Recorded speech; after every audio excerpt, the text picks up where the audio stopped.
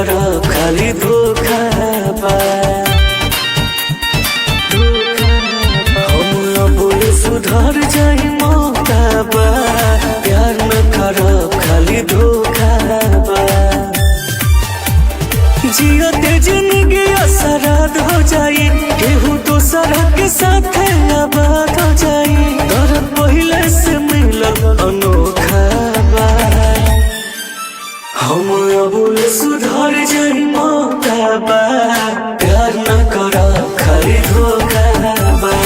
अब सुधर जाई मौका बा, प्यार न कर खाली धोखा बा।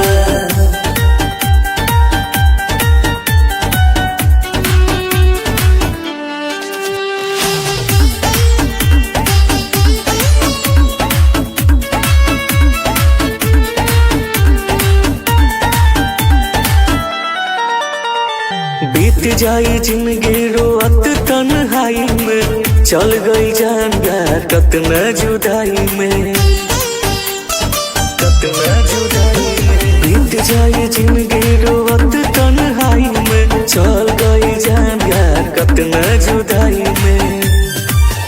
हम देव नहीं केहू के दिल यार रे, केहू बुझ नहीं पाई हमर फिल यार रे।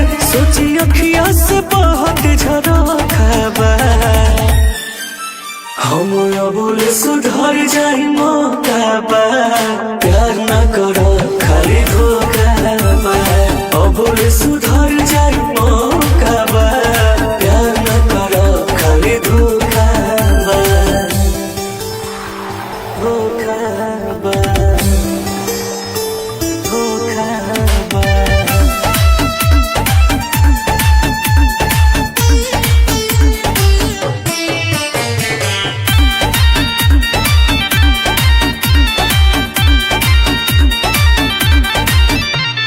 केहू नहीं समझेला मनवा के भावना, बिन सुरीला प्यार भइल बा खिलावाना, भइल बा खिलावाना। केहू नहीं समझेला मनवा के भावना, बिन सुरीला प्यार भइल बा खिलावाना। अब दिलवा लगावे के हिम्मत नहीं खे, इ तो दुनिया में प्यार के कीमत नहीं खे। अब केहू के यार न भरोसा बा। हम अब सुधर जाई मौका बा, प्यार न कर खाली धोखा बा। अब सुधर जाई मौका